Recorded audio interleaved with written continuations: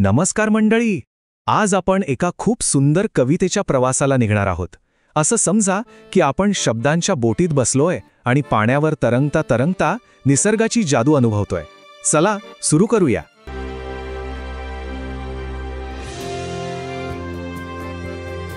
Welcome to Smart School Info Lips. एक छोटीशी कल्पना करूया. आपण सगळे एका लहानशा बोटीत बसलो आहोत. ती बोट हलक्या लाटांवर हळूवारपणे झुलतीये आणि या प्रवासात आपली सोबती आहे ही निसर्गाने भरलेली सुंदर कविता. ठीक आहे, तर आपल्या या प्रवासाचा पहिला टप्पा सुरू होतोय. कवी आपल्याला एका अशा दिवसाची ओळख करून देतोय जो बोटीतून फिरण्यासाठी म्हणजे एकदम परफेक्ट आहे. In our little boat to glide on the water blue and wide while the sky is smooth and bright, what could give us more delight? वाह, किती सुंदर चित्र उभं केलंय नाही का. कवी काय म्हणतोय बघा की या विशाल निळाशार पाण्यावर आपली छोटीशी बोट अगदी सहजपणे तरंगते. वर एकदम निरभ्र स्वच्छ आकाश आहे आणि सगळीकडे शांतता. खरंच यापेक्षा मोठा आनंद अजून काय असू शकतो. इथे आहे ना, कवीने ग्लाइड हा शब्द खूप विचारपूर्वक वापरलाय. ग्लाइड म्हणजे फक्त पुढे जाणं नाही, तर अगदी शांतपणे सहजपणे कोणताही जोर न लावता तरंगणं. जणू काही पाणी आणि बोट एकरूपच झाले आहेत. आता कवी आपलं लक्ष पाण्याच्या पृष्ठभागाकडे वेधून घेत आहे. चला आपणही जरा बोटीतून खाली वाकून पाहूया की पाण्यावर नक्की काय काय चमत्कार घडत आहेत. See the ripples, how they run, twinkling brightly in the sun. While reflected we can see shadows of each hill and tree. इथे तर निसर्ग स्वतःच एक चित्रकार बनलाय. सूर्यप्रकाशामुळे पाण्याच्या त्या लहान लहान लाटा आहेत ना, त्या हिऱ्यांसारख्या चमकतायत.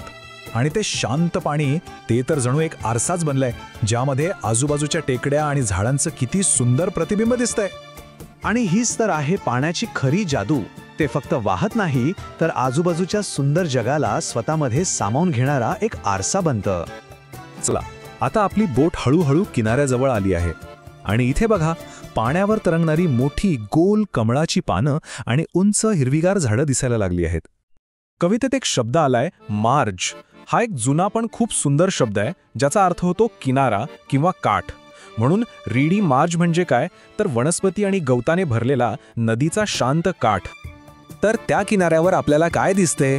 पाण्यावर पसरलेली कमळाची ती मोठी गोल पानं आणि त्यांच्या बाजूला उंच उभी असलेली बुलरश सारखे वनस्पती.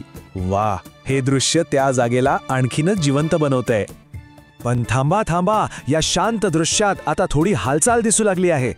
असं वाटतंय निसर्गाचे काही सुंदर जीव आपल्याला भेटायला आले आहेत. चला तर मग पाहूया तरी कोण आहेत ते. See the great green dragonfly and the swallow skimming by. See the fishes spring and gleam. Ere they splash into the stream.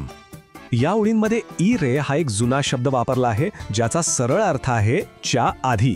कवीने हा शब्द वापरून एक क्षण जणू काही कॅमेऱ्यात कैद केलाय. कोणता क्षण? तर जेव्हा मासा पाण्यातून बाहेर उडी मारतो आणि परत पाण्यात शिरायच्या आधी तो क्षणभर हवेत चमकतो, तो क्षण. See the bright kingfisher to dart a gleam of green and blue. म्हणजे बघा, आपल्या या लहानशा प्रवासात किती चैतन्य भरलंय.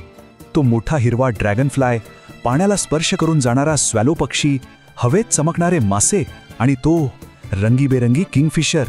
सगळ्यांच्या सगळं किती सुंदर आहे नाही का. आता आपण आपल्या या प्रवासाच्या जवळजवळ शेवटाकडे आलो आहोत. चला आता हे पाहूया की कवी या सगळ्या सुंदर अनुभवांना एकत्र कसं बांधतो.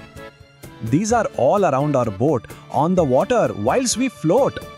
आणि या शेवटच्या दोन ओळी आपल्याला हेच सांगतात की हे सगळं सौंदर्य आपल्या अवतीभोवतीच आहे. एका साध्याशा बोटीच्या प्रवासातून कवीने आपल्याला निसर्गाच्या छोट्या छोट्या गोष्टींमधला आनंद कसा शोधायचा हे शिकवलंय. तर आपला हा काव्यात्मक प्रवास इथेच संपत आहे, पण शिकण्याचा प्रवास कधीच संपत नाही. या कवितेबद्दल जर अजून काही प्रश्न असतील किंवा अधिक माहिती हवी असेल तर त्यासाठी लागणारी प्रश्नोत्तरं डिस्क्रिप्शनमध्ये दिलेल्या लिंकवर तुम्हाला मिळून जातील. आणि एवढंच नाही तर निबंध, व्याकरण आणि अशा इतर अनेक विषयांमध्ये मदतीसाठी आमच्या वेबसाईटला नक्की भेट द्या. जर आपल्याला असेच सोप्या भाषेतील स्पष्टीकरण आवडत असतील तर आमच्या चॅनलला सबस्क्राईब करायला विसरू नका. आणि हो, आपल्या मित्रांसोबत शेअरही नक्की करा. आजच्या भागासाठी इथेच थांबूया. पाहिल्याबद्दल खूप खूप धन्यवाद. भेटूया पुढच्या भागात. Thanks for watching. Please do like, comment and share this video. If you are new to our channel, please subscribe and press the bell icon. Please be our member for support us. Thank you.